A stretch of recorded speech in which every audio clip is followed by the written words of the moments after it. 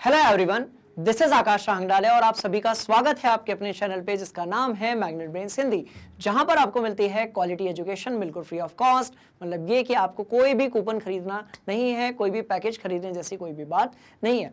Students, आज हम लेकर आए हैं आपके लिए चैप्टर नंबर 3 जिसका नाम है धातु और अधातु, और उसमें आज हम क्या कवर करने वाले हैं उसको हम बढ़िया से एक बार जान लेते हैं। ठीक है, तो ध्यान से देखिए, हमारा जो चैप्टर नंबर 3 है ये बड़ा ही इंपॉर्टेंट है रसायन विज्ञान में।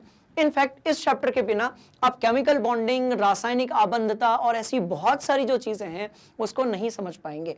बात समझ में आ गई? तो आज हम पढ़ने वाले हैं बहुत सारी धातुओं के बारे में, बहुत सारी अधातुओं के बारे में, और ये रहा आप मेरे पीछे आपका जो सिलेबस है इस चैप्टर का वो देखो। तो इस चैप्टर में हम कौन सी चीजें देखेंगे?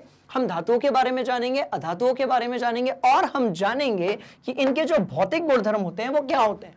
साथ में हम जानेंगे इनके रासायनिक गुणधर्म क्या होते हैं, किस प्रकार की अभिक्रियाएं करते हैं, किस प्रकार की रासायनिक क्रियाएं करते हैं। हम ये देखेंगे कि यदि हमारे पास कोई धातु है, ठीक है, तो किस तरीके से खनिज से उस धातु का निष्कर्षण किया गया होगा और वो जो धातु है वो किस तरीके से हमें प्राप्त हुई होगी। तो इस तरीके से ये बहुत सारी जो चीजें हैं मैंने पूरे चैप्टर का एक एट अ ग्लांस आपके सामने बनाया हुआ है। ये सारी चीजें हम देखने वाले हैं इस चैप्टर में, तो ध्यान से देख लीजिए। जल्दी जल्दी एक बार देख लेते हैं इस पूरे चैप्टर में हम क्या कवर करने वाले हैं।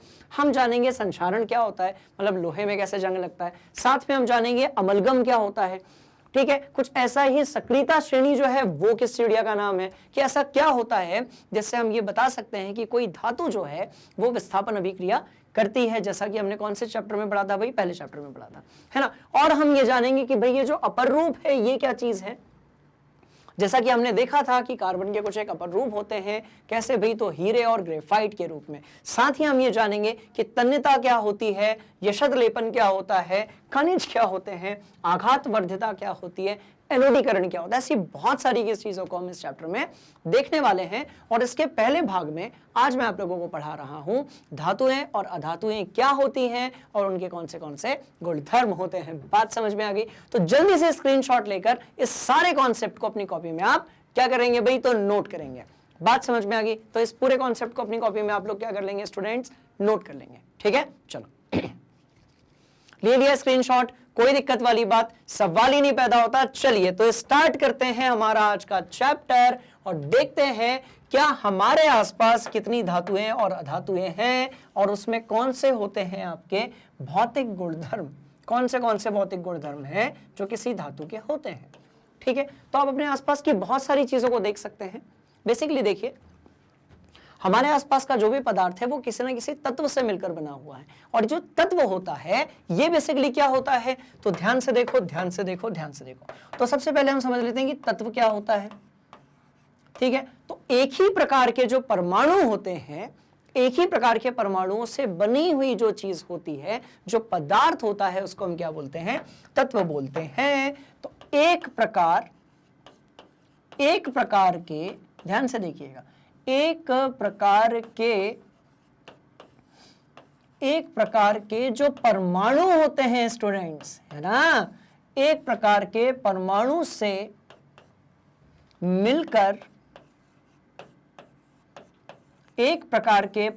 से मिलकर बना हुआ, ध्यान से देखिएगा, मिलकर बना हुआ पदार्थ। तो तत्व क्या है? एक प्रकार का शुद्ध पदार्थ का शुद्ध रूप है। बात समझ में आ गई? तो क्या है भाई? ध्यान से देखो, ध्यान से देखो, ध्यान से देखो, ध्यान से देखो। ठीक है, देखो तो तत्व क्या है, क्या है, क्या है? तो ध्यान से देखो, एक प्रकार के परमाणुओं से मिलकर बना हुआ जो पदार्थ है इसको हम क्या कहते हैं स्टूडेंट्स? तत्व कहते हैं। ठीक है, क्योंकि धातु और अधातु को समझने से पहले हमें बहुत जरूरी है इस चीज को समझना कि भाई वो होते क्या है। तो धातुएं हो या अधातुएं हो या फिर उपधातुएं हो, वो एक प्रकार की क्या होती है? तत्व होती है। बात समझ में आ रही है? तो अब ध्यान से देखो, ध्यान से देखो, ध्यान से देखो। तो तत्व क्या हो गया अपना? एक प्रकार के परमाणुओं से मिलकर बनी हुई जो भी चीज है उसको आप क्या बोलेंगे भाई? तत्व बोलेंगे। और ये जो तत्व है ये कुछ भागों में विभाजित है, जैसे कि तो ध्यान से देखिएगा, तो ये कुछ भागों में विभाजित हैं, जैसे कि धातु और उपधातु, और अधातु। ध्यान से देखिए, सिंपल सी कहानी है। तो तत्व जो हैं आपके वो क्या हैं, वो कुछ और भागों में विभाजित हैं, जैसे कि धातु, उपधातु या फिर अधातु।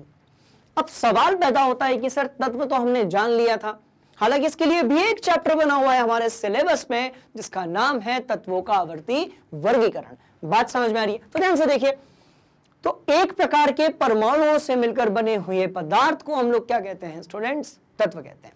बात समझ में आ गई? और ये जो तत्व रहेंगे आपके, ये कितने प्रकार के रहेंगे? 3 प्रकार के। कौन से? धातु है, उपधातु है और अधातु है।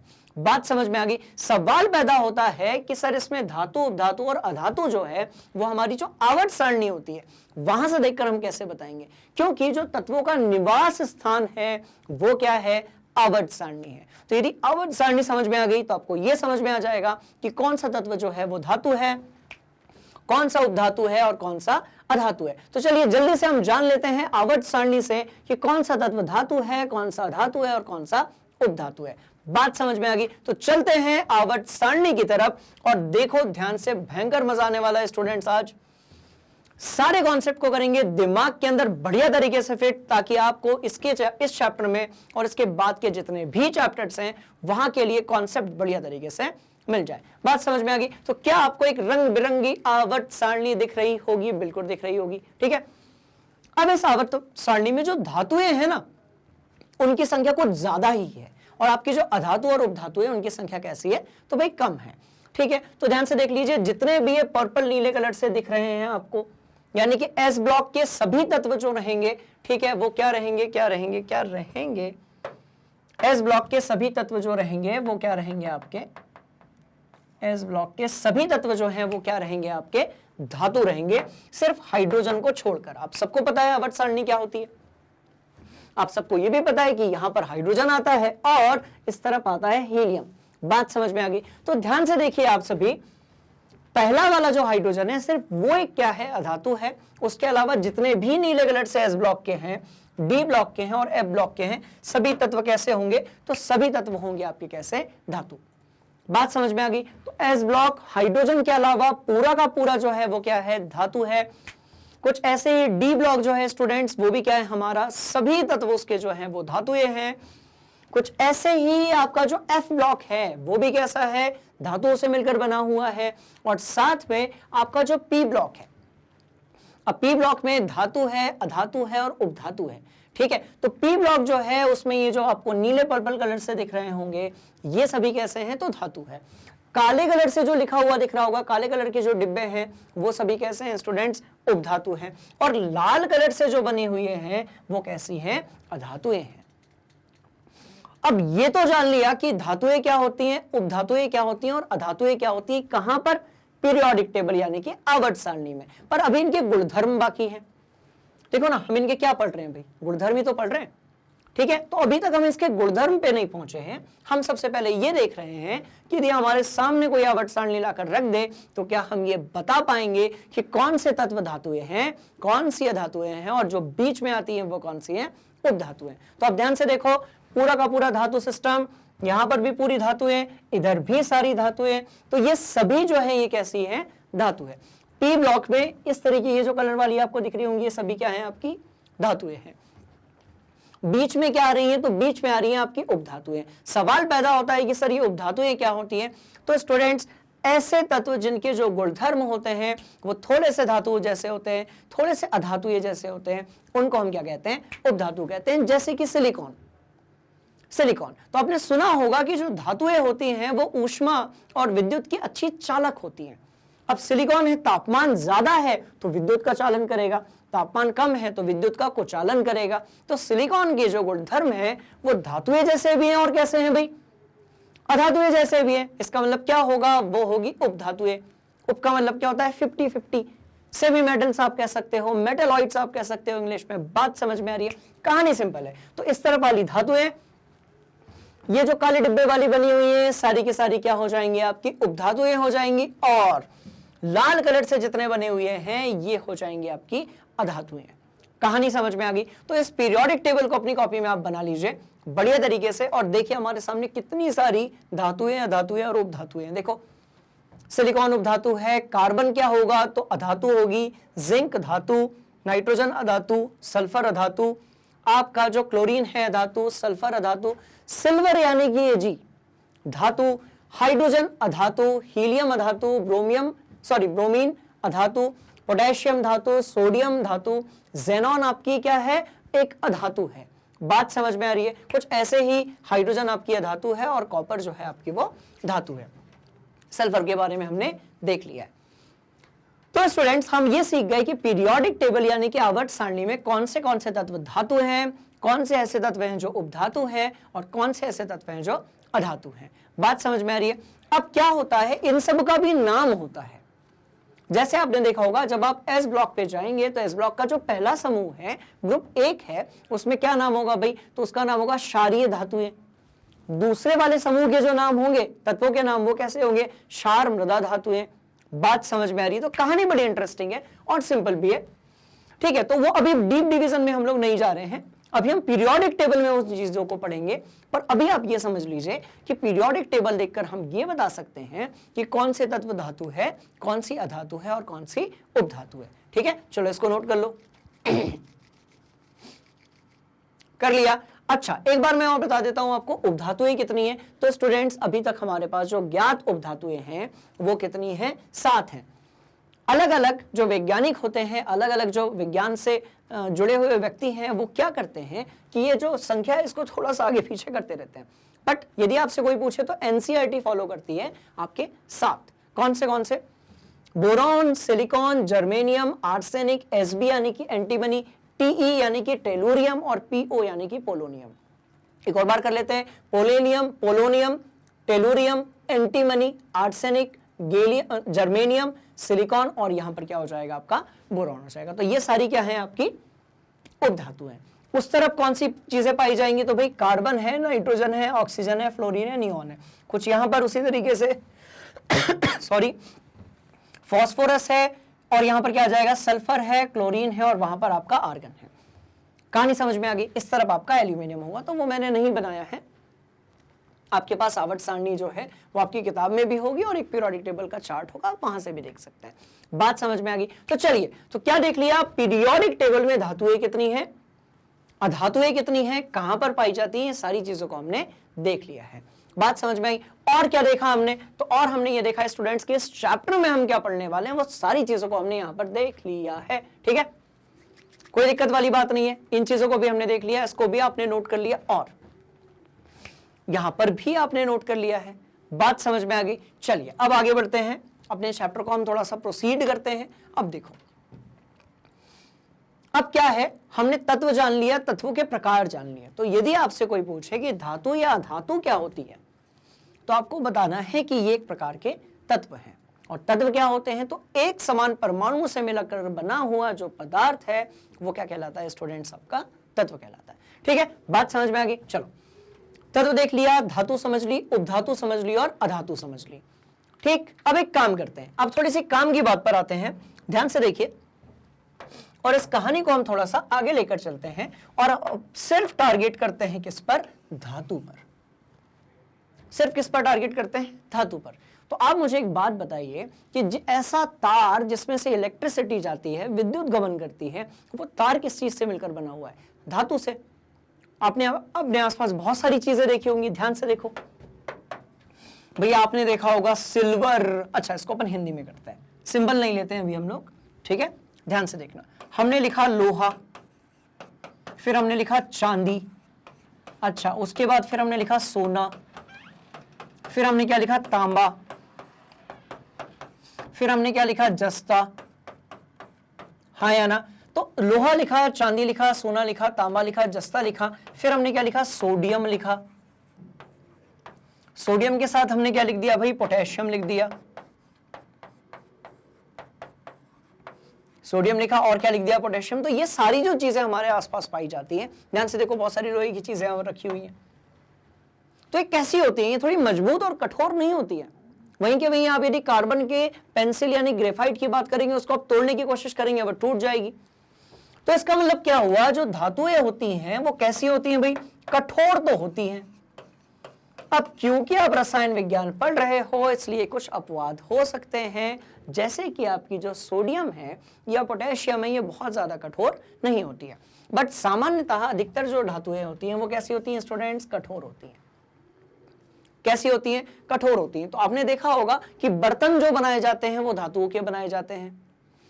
हमारे घरों के जो दरवाजे बनाए जाते हैं स्टील के, लोहे के, तो स्टील जो है वो मिश्र धातु है, उसमें और भी धातुएं होती हैं, पर किससे बनाए जाते हैं? लोहे से बनाए जाते हैं।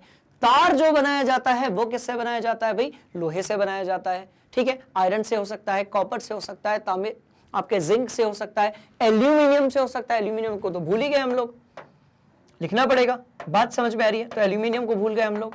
तो अब ध्यान से देखिए, हमारे आसपास जो है ऐसी बहुत सारी चीजें हैं जो किससे मिलकर बनी हुई है? धातुओं से। ऐसी बहुत सारी चीजें हैं जो अधातुओं से मिलकर बनी हुई है। बात समझ में आ रही है? तो आप देखेंगे कि जो धातुएं होती हैं वो जनरली कैसी होती हैं स्टूडेंट्स? कठोर होती हैं। दूसरी बात ये कि इनमें से आप किसी से भी यदि आप इलेक्ट्रिसिटी पास कराने की कोशिश करेंगे, जैसे कि ये देखो यहां पर दिख रहा होगा आपको, ये देखो आपको आपको आपको आपको एक रॉड दिख रही होगी, ये लो एक रॉड दिख रही होगी। क्या इस रॉड से इलेक्ट्रिसिटी पास होगी? तो बिल्कुल होगी। तो कहने का मतलब ये हुआ कि आपकी जो धातुएं होती हैं वो ऊष्मा और विद्युत की अच्छी चालक होती हैं। ऊष्मा और विद्युत की अच्छी चालक होती हैं, इसलिए आपने देखा होगा जितने भी बर्तन बनाए जाते हैं वो किससे बनाए जाते हैं भाई? धातुओं से बनाए जाते हैं। ठीक है, तो हम एक और गुणधर्म इसमें जोड़ सकते हैं कि ये ऊष्मा और विद्युत, ऊष्मा और विद्युत की अच्छी चालक होती हैं। धातुएं जो होती हैं वो होती हैं ऊष्मा और विद्युत की अच्छी क्या होती हैं स्टूडेंट्स? तो भाई चालक होती हैं। कहानी समझ में आ गई? तो ये होती हैं आपकी ऊष्मा और इलेक्ट्रिसिटी, यानी कि विद्युत की अच्छी क्या होती हैं? चालक होती हैं। इसलिए बर्तन किससे बनते हैं? धातुओं से बनते हैं। इसलिए इलेक्ट्रिसिटी लेकर जाने वाले जो तार होते हैं वो किससे बनते हैं भाई? धातुओं से, या फिर अलग अलग धातुओं के मिक्सचर से, जिसको हम मिश्र धातु कह सकते हैं। बात समझ में आ रही? तो मिश्र धातु जो है वो भी अलग अलग धातुओं से मिलकर बनती है।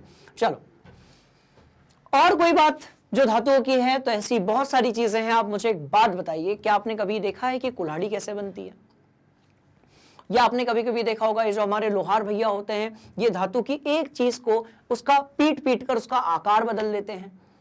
तो धातुएं जो है वो कठोर होती हैं, मजबूत होती हैं।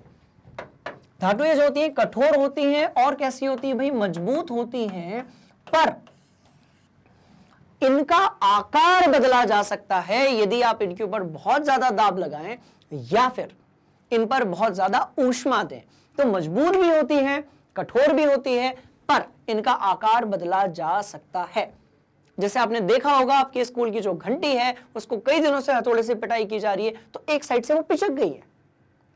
ऐसे आपने देखा होगा आपकी जो साइकिल के रिंग होते हैं, आपकी जो साइकिल में बहुत सारा जो मेटल का धातु का भाग है, कभी आपकी साइकिल गिर जाती है तो चीजें इधर उधर हो जाती हैं, चीजें पिचक जाती हैं, टूट जाती है, फूट जाती है। तो कैसी है भाई? कठोर तो होती है, मजबूत भी होती है, पर इनका आकार बदल सकता है।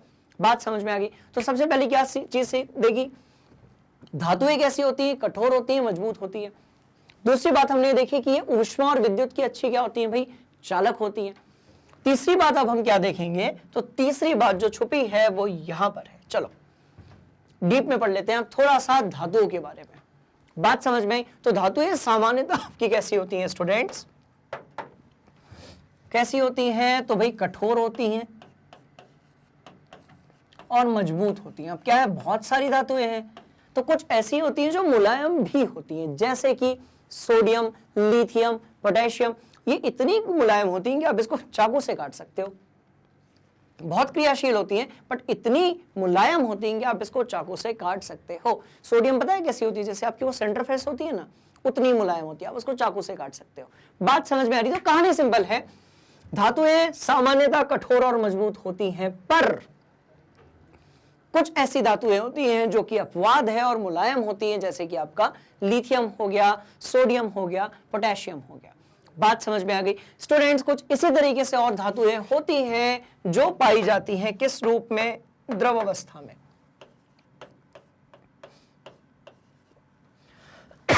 सॉरी, कुछ और ऐसी ही धातुएं होती हैं जो किस में पाई जाती हैं? तो भाई द्रव अवस्था में पाई जाती हैं। बात समझ में आई? तो ऐसी कौन सी धातुएं हैं जो द्रव अवस्था में पाई जाती हैं? तो देख लेते हैं एक बार। देखो मरकरी यानी कि पारा हो गया आपका, मरकरी यानी कि क्या हो गया भाई, तो पारा हो गया। अच्छा, साथ में हमारे पास क्या हो गया, सीजियम हो गया। साथ में क्या हो गया हमारे पास, सीजियम हो गया। कुछ ऐसे ही गैलियम हो गया, रुबिडियम हो गया और फ्रांशियम हो गया। तो यदि आपसे कोई पूछे कि ऐसी कितनी धातुएं होती हैं जो द्रव अवस्था में पाई जाती हैं, तो आप बताएंगे 5। 5 धातुएं ऐसी हैं जो किस अवस्था में पाई जाती हैं स्टूडेंट्स, द्रव अवस्था में। बात समझ में आ रही है? कौन सी? तो मरकरी हो गया, सीजियम हो गया, गैलियम हो गया, रुबिडियम हो गया और फ्रांशियम हो गया। बात समझ में आ रही है? अच्छा, तो अधातु के बारे में बात करेंगे। ब्रोमीन को भी मैंने छोड़ दिया है। चलो, तो धातुएं जो हैं वो कैसी होती हैं, कठोर और मजबूत। पर कुछ अपवाद होते हैं जैसे कि लिथियम, सोडियम और पोटेशियम। तो ये धातुएं कैसी होती हैं स्टूडेंट्स, तो ये मुलायम होती हैं। बात समझ में आ गई? अब देखो धातुओं में क्या होता है, तो तन्यता होती है। आप धातु के एक तार को ऐसे खींचने की कोशिश कीजिए, आप उसको, वो तन जाएगा बिल्कुल। भाई यदि वो तार के रूप में ढल रहा है, तार के रूप में यदि बन गया है, इसका मतलब ये कि उसमें क्या रही होगी, तन्यता रही होगी। तो इसको हम क्या कहते हैं, डक्टाइल कहते हैं। क्या कहते हैं इंग्लिश में, डक्टाइल। की जो धातुएं होती हैं उनको आप तार के रूप में ढाल सकते हो। जितनी भी धातुएं होती हैं स्टूडेंट्स, आप उनको तार के रूप में ढाल सकते हो। मतलब ये कि ये उनके कौन से गुणधर्म को बताता है, तन्यता। तो सभी धातुएं, या फिर आप ये कह सकते हैं अधिकतर जो धातुएं होती हैं उनमें क्या होता है, तन्यता होता है। और अधिकतर धातुओं को आप तार के रूप में ढाल सकते हो। बात समझ में आ गई? तो तन्यता समझ में आ गया, इसको अपनी कॉपी में नोट कर लो। किसी भी धातु का या किसी भी तत्व का तार के रूप में ढलने की जो प्रवृत्ति होती है, इसको हम क्या बोलते हैं, तन्यता। और अधिकांश ऐसी धातुएं होती हैं जिनको आप तार के रूप में, एक लंबे वायर के रूप में, रस्सी के रूप में जो है वो आप ढाल सकते हैं। इसी को हम क्या बोलते हैं, तन्यता। बात समझ में आ गई? तो तन्यता नोट कर लीजिए, आगे बढ़ रहे हैं। अब दूसरी बात, ये धात्विक चमक क्या है? तो आप ध्यान से देखिएगा, क्या आपने कभी, आपकी जो स्टील की थाली होती है, तांबे की थाली होती है, एल्यूमिनियम के जो बर्तन होते हैं, उसमें कभी आपने ऐसे, ठीक है, प्रकाश के परावर्तन के कारण क्या आपने कभी अपनी ऐसी जो है इमेज या प्रतिबिंब देखा है? यदि ऐसा है, इसका मतलब क्या है, चमक होती है। जितनी भी धातुएं होती हैं उसमें क्या होती है भाई, तो वो उसमें होती है धात्विक चमक। सभी धातुएं जो हैं वो क्या करती हैं, शाइन करती हैं। कैसे करती है? तो आपने एल्यूमिनियम को देखा होगा, आयरन जो है कम शाइन करता है। सोना देखो कितना चमकता है, चांदी कितना चमकती है। बात समझ में आ रही है? तो धातुओं में क्या होती है स्टूडेंट्स, चमक होती है। आप यदि मरकरी को देखेंगे तो भले ही वो द्रव अवस्था में है, पर उसमें भी क्या होती है, चमक होती है। बात समझ में आ गई? तांबे में चमक होती है। तो धातुओं में क्या होती है, धात्विक चमक होती है। क्या होती है, धात्विक चमक होती है। अच्छा, और क्या होता है धातुओं में, ध्यान से देखो। तो धातुओं में होता है आघात वर्ध्यता। सवाल पैदा होता है कि सर ये क्या चीज है? तो क्या आपने अपने घर के जो लोहे का या जो लोहे का कूलर है वो देखा है? आपने देखा होगा लोहे के कूलर का जो पूरा फ्रेम है वो एकदम पतली पट्टी होती है। मतलब ये कि जब भी किसी तत्व को आप किसी पट्टी नुमा आकार में ढाल सकते हैं, उस प्रवृत्ति को, उस गुणधर्म को क्या कहा जाता है, आघात वर्ध्यता। क्या कहा जाता है स्टूडेंट्स, आघात वर्ध्यता। इसका मतलब होता है वो क्या है, तो वो मेलिएबल है। आप यदि उसको चादर के रूप में, शीट के रूप में ढाल सकते हैं तो वो चीज क्या है, मेलिएबल है। इसलिए आपने कई जगह देखा होगा टिन, जो एक धातु होती है टिन, उसके बहुत सारे पीपे बनाए जाते हैं।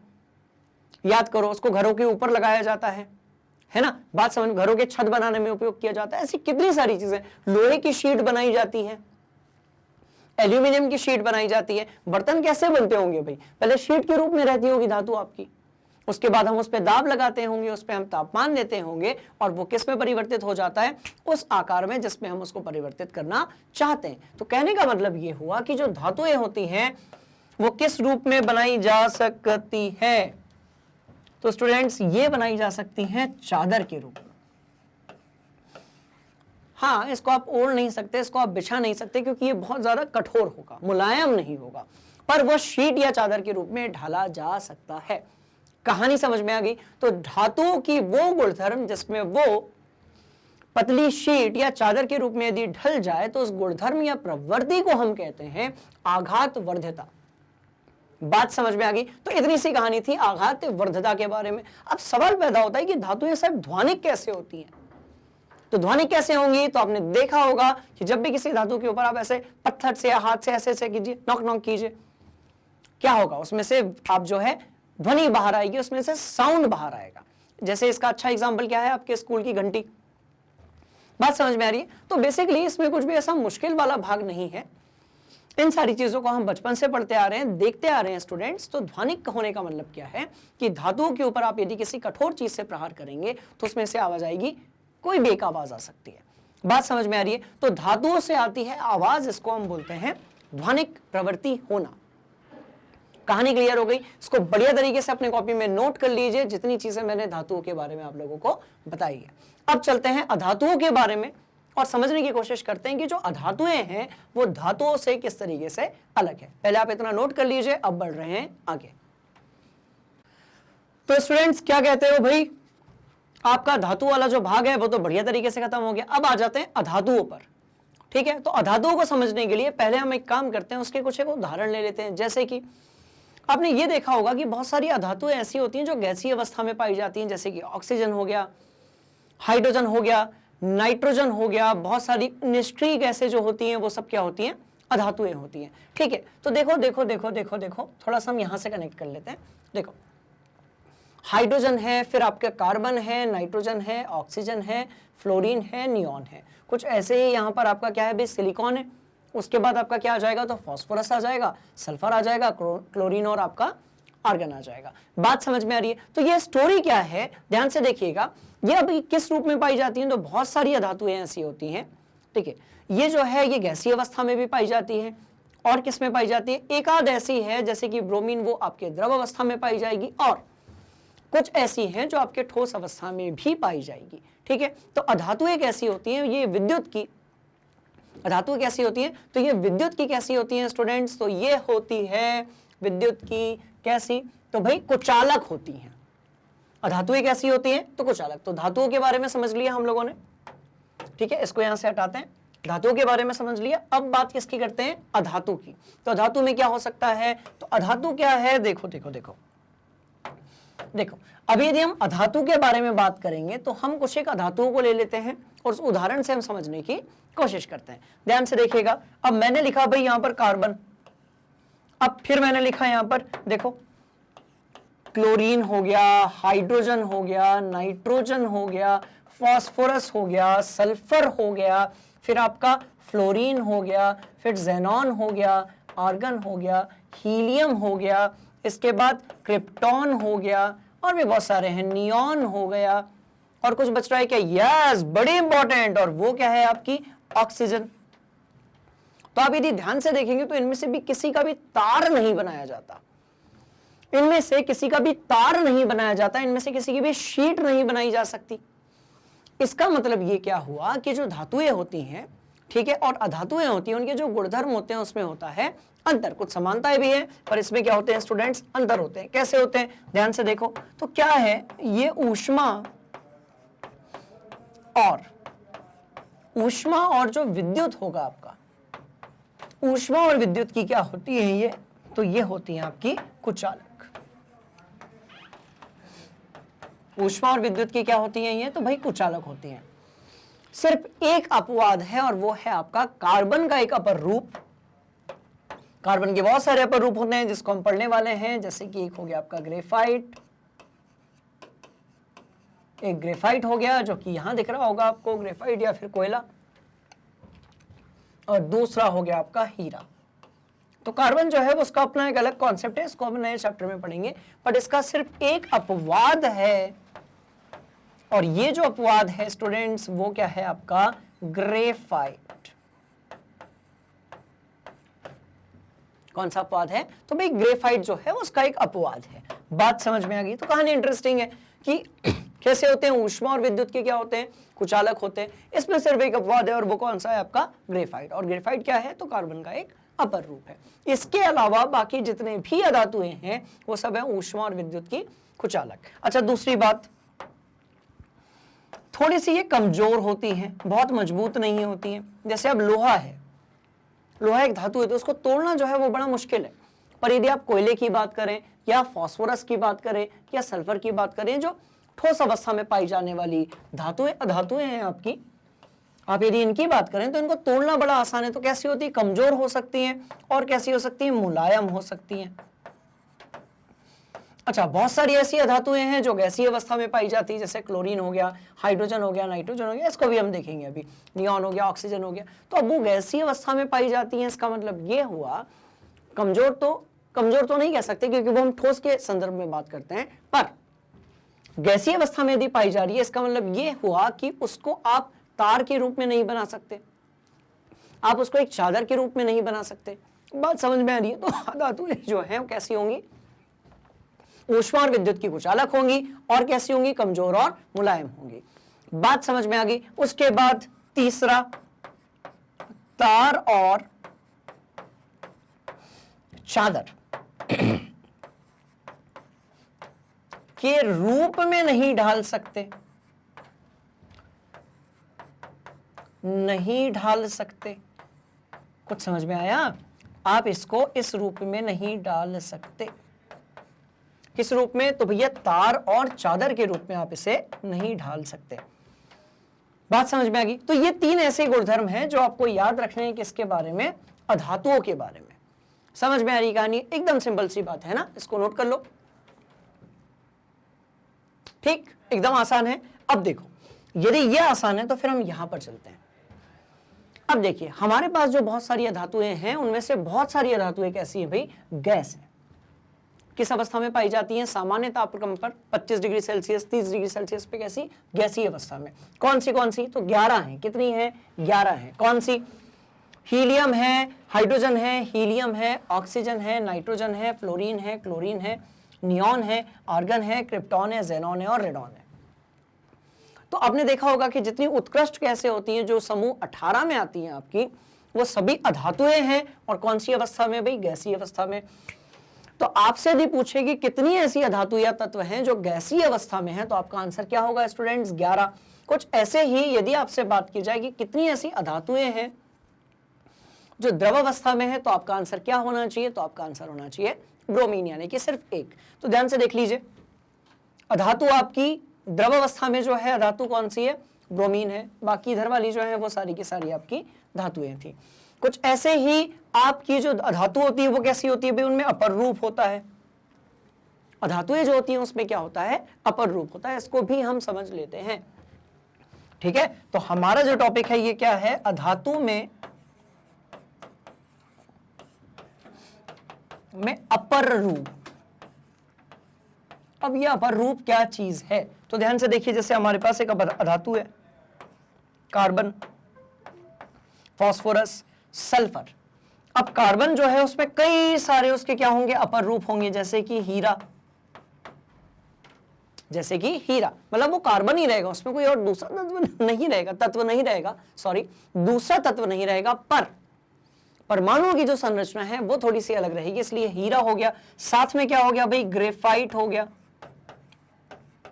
साथ में क्या हो गया स्टूडेंट्स? तो ग्रेफाइट हो गया। अच्छा, ग्रेफाइट हो गया तो और क्या हो गया? तो भाई C60 फुलेरीन हो गया। तो बहुत डीप में नहीं जाएंगे क्योंकि इसके लिए एक चैप्टर जो है वो ऑलरेडी बना हुआ है जिसका नाम है कार्बन और उसके यौगिक। कुछ इसी तरीके से फास्फोरस की जब हम बात करेंगे तो वो P4 के रूप में पाया जाएगा। P4 के रूप में जब पाया जाएगा तो लाल फास्फोरस होगा, सफेद फास्फोरस होगा, ठीक है, और कैसा होगा भाई? काला फास्फोरस होगा। तो ये होते हैं आपके अपर रूप। सल्फर की जब आप बात करेंगे तो सल्फर कैसा पाया जाएगा? तो सल्फर पाया जाएगा S6 में, S8 में और S2 में। तो ये इसके क्या हो जाएंगे? बेसिकली अपर रूप।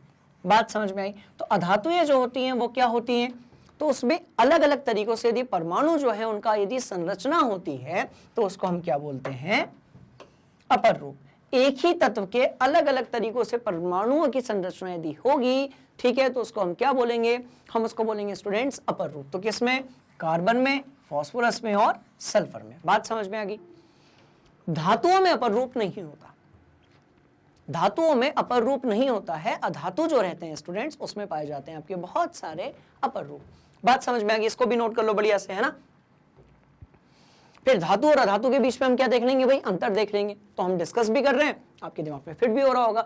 तो अधातु जो है उसमें क्या होते हैं, आपके अपर रूप होते हैं। अच्छा, और कुछ है क्या? रुको 1 मिनट। तो अपर रूप देख लिया। अच्छा, अब ये बड़ी इंपॉर्टेंट चीज है कि सर अधातु के बारे में जान लिया, उसके गुणधर्म के हमने देख लिए, हमने ये भी देख लिया कि कौन सी अधातुएं जो हैं वो गैसीय अवस्था में पाई जाती हैं, हमने ये भी देख लिया कि कौन सी अधातु जो है वो आपकी किस अवस्था में पाई जाती है, भाई द्रव अवस्था में पाई जाती है। कुछ ऐसी अधातुएं हैं जो ठोस अवस्था में पाई जाती हैं, जैसे सल्फर या फिर फास्फोरस या फिर कार्बन। बात समझ में आ रही है? तो इस तरीके से जो है हमने ये सारी चीजें देख ली।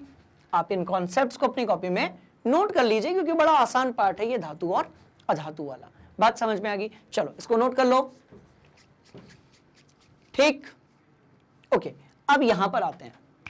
अब स्टूडेंट्स यहां पर लिखा हुआ है कि जो धातुएं होती हैं वो क्षारीय ऑक्साइड बनाती हैं और अधातुएं जो होती हैं वो अम्लीय ऑक्साइड बनाती है। अब ये कौन सा खेल है? तो ध्यान से देखिएगा, इसके पहले एक चैप्टर था जिसमें मैंने आप लोगों को बताया था कि अम्ल कैसे बनते हैं और क्षार कैसे बनते हैं। तो यदि आप किसी, देखो, क्षारीय ऑक्साइड से यानी कि CaO से यदि आप जल की अभिक्रिया कराएंगे तो आपको क्या मिलेगा? क्षार मिलेगा। कैसे मिलेगा, कैसे मिलेगा, कैसे मिलेगा? तो यहां देख लेते हैं। देखो कैसे मिलेगा। क्या ये एक धातु ऑक्साइड है। धातु ऑक्साइड को आप यदि जल से अभिक्रिया कराएंगे तो आपको मिलेगा Ca और OH2, जिसको हम बोलते हैं कैल्शियम हाइड्रोक्साइड या फिर चूने का पानी। क्या बोलते हैं? कैल्शियम हाइड्रोक्साइड या फिर चूने का पानी। तो ये एक प्रकार का क्या है भाई? क्षार है।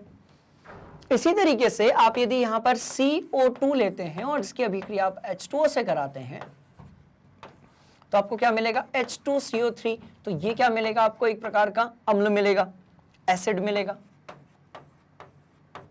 तो ये मिल गया आपको एक प्रकार का अम्ल, ये मिल गया आपको एक प्रकार का क्षार। क्या कुछ कहानी आपके समझ में आई? तो आप ध्यान से देखिएगा, ये जो चीज है ये धातु ऑक्साइड है। ये क्या है? तो ये है स्टूडेंट्स आपकी धातु ऑक्साइड। ये जो चीज है ये क्या है? अधातु ऑक्साइड है। तो ये जो चीज है ये क्या है? आपकी अधातु ऑक्साइड है। तो अधातु ऑक्साइड जल के साथ अभिक्रिया कर किस चीज का निर्माण करती है भाई? अम्ल का। कुछ ऐसे ही धातु ऑक्साइड जो है वो जल के साथ अभिक्रिया कर किस चीज का निर्माण करती है? तो क्षार का। तो एक अंतर ये भी हो गया।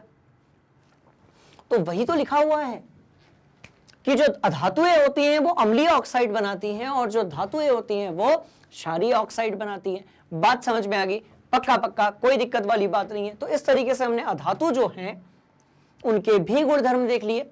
देखो यहां से भी देख लिए, इधर से भी देख लिए। बात समझ में आ गई? चलिए तो अब एक काम करते हैं, अब जल्दी से जो है हम लोग क्योंकि ये पार्ट हमारा पूरा हो चुका है, अब जल्दी से हम लोग क्या करते हैं, एक तरफ धातु और अधातुओं के बारे में एक विस्तृत जानकारी जो है वो कलेक्ट कर लेते हैं और उसके बाद इस क्लास को हम समाप्त करते हैं। ठीक है स्टूडेंट्स? तो बात समझ में आ रही है आप सभी लोगों को? देखो सॉरी, एक तरफ है धातु, कैसी होगी? तो ध्वनिक होगी। इसलिए घंटी पे जब आप टन ऐसे कुछ हथौड़ा मारते हो तो आवाज आती है टन से। तो इसका मतलब क्या होगा? धातुएं कैसी होगी? ध्वनिक होंगी। और कैसी होगी? उनके ऊपर होती है चमक। इसलिए आपने देखा होगा सोना, लोहा, एल्यूमिनियम ये सब कैसे होते हैं भाई? चमकते हैं। साथ में आपने देखा होगा कि जो धातुएं होती हैं उसको आप चादर के रूप में ढाल सकते हो। मतलब क्या होता है? आघात वर्धिता होती है। धातुएं जो होती हैं उसको आप तार के रूप में ढाल सकते हो, मतलब उसमें तन्यता का गुण होता है। धातुएं जो होती हैं वो विद्युत और ऊष्मा की अच्छी चालक होती हैं, इसलिए उससे तार बनाए जाते हैं, उससे बर्तन बनाए जाते हैं। बात समझ में आ गई? तो ये धातुओं के कौन से थे? ये मुख्य गुण थे। उसके बाद जो धातुएं होती हैं वो कैसी होती है भाई? कठोर और मजबूत होती हैं। बट कुछ अपवाद भी हैं, जैसे कि लिथियम, सोडियम, पोटेशियम में मुलायम होती हैं। धातुएं जो होती हैं वो सामान्यतः ठोस अवस्था में पाई जाती है। कोई भी धातु ऐसी नहीं जो गैसीय अवस्था में पाई जाएगी, पर कुछ धातुएं ऐसी होती हैं जो द्रव अवस्था में पाई जाती है, जैसे कि मरकरी यानी कि पारा, सीजियम, गैलियम, रुबिडियम और फ्रांशियम। तो कोई पूछे कि कितनी धातुएं द्रव अवस्था में पाई जाती, तो आपका आंसर होगा 5। बात समझ में आ गई? धातुएं जो होती हैं उनके जो ऑक्साइड होते हैं वो कैसे होते हैं भाई? क्षारीय होते हैं। इसलिए आपने देखा होगा कि एस ब्लॉक के जो 2 समूह हैं, पहला क्षार धातुएं, दूसरा क्षारीय मृदा धातुएं, राइट? तो उनके नाम के ही आगे क्षार लगा हुआ है। और ऐसा हमने कौन से चैप्टर में पढ़ा था? इसके पहले वाले चैप्टर में पढ़ा था। बात समझ में आ रही है? तो ये सारी चीजें हमने देखी किसके बारे में? धातुओं के बारे में। अब आ जाते हैं अधातु के बारे में। तो अधातु कैसी होती है स्टूडेंट्स? तो देखो ऊष्मा और विद्युत की कुचालक होती है। इसमें एक अपवाद है और वो क्या है आपका ग्रेफाइट। क्या है ग्रेफाइट? तो अभर रूप है। किसका है? तो कार्बन का है। बात समझ में आ रही है? हीरा भी देखो, हीरा जो है वो भी अपर रूप है किसका? आपके कार्बन का, बट ये कुचालक होता है। और ग्रेफाइट जो है मतलब हीरा और ग्रेफाइट, हीरा और ग्रेफाइट जो है ये दोनों ही किससे मिलकर बने हुए हैं स्टूडेंट्स? कार्बन से। पर एक होता है कुचालक, एक होता है सुचालक। इसके पीछे की क्या कहानी है ये मैं आपको पढ़ाऊंगा अध्याय क्रमांक 4 में। बात समझ में आ गई? चलो, तो ऊष्मा और इसके क्या होते हैं भाई? ऊष्मा और विद्युत के क्या होते हैं? कुचालक होते हैं। कुछ ऐसी ही बात, अधातु ये जो होती है वो सामान्यतः कैसी होती है? कमजोर होती है, आसानी से तोड़ी जा सकती है। ठीक है, उसके बाद अधातु सॉरी, अधातु ये जो होती है उसको आप तार और चादर के रूप में नहीं ढाल सकते हो, क्योंकि आप यदि ऐसा करने की कोशिश करेंगे वो कमजोर होती हैं, वो टूट जाएंगी, उसमें वो मजबूती नहीं होती है।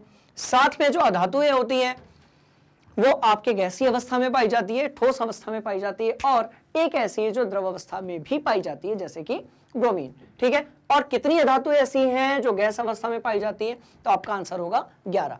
काउंट कर लेते हैं, 1 2 3 4 5 6 7 8 9 10 11। कहानी समझ में आ गई? अब अधातुओं के जो ऑक्साइड होते हैं वो कैसे होते हैं? अम्लीय होते हैं। अधातु के जो ऑक्साइड होते हैं वो कैसे होते हैं? अम्लीय होते हैं। इसलिए आप किसी भी यदि अम्ल का आप उठाकर देखेंगे सूत्र, तो आपको कैसे मिलेगा? Sulphuric acid, nitric acid, carbonic acid, phosphoric acid. तो इन सब में क्या है? सल्फ्यूरिक एसिड में सल्फर है, नाइट्रिक एसिड में नाइट्रोजन है, फास्फोरिक एसिड में फास्फोरस है, कार्बोनिक एसिड में कार्बन है, और ये सब किससे मिलकर बने? अधातु से। बात समझ में आ गई? तो देखो, तो कैसी होगी? अम्लीय होगी। अच्छा, अधातुओं में और क्या पाए जाते हैं भाई? अपर रूप। कहां है? तो ये देखो, ये देखो, कार्बन है, फास्फोरस है, सल्फर है। तो बहुत डीप में अभी फिलहाल में हम नहीं जा रहे हैं। कहानी समझ में आ गई? चलो, तो ध्यान से देखिए। अब तो इस तरीके से जो है हमने धातुओं के बारे में देख लिया, अधातुओं के बारे में देख लिया। अब अगली जो क्लास होगी स्टूडेंट्स, उसमें हम क्या करने वाले हैं, ध्यान से इसको पहले आप स्क्रीनशॉट लेकर नोट कर लीजिए। अगली जो भी क्लास होगी उसमें हम क्या करने वाले हैं, हम देखने वाले हैं इस चैप्टर का सेकंड पार्ट, जिसमें हम देखेंगे बहुत सारी रिएक्शंस जो करती हैं धातुएं और अधातुएं।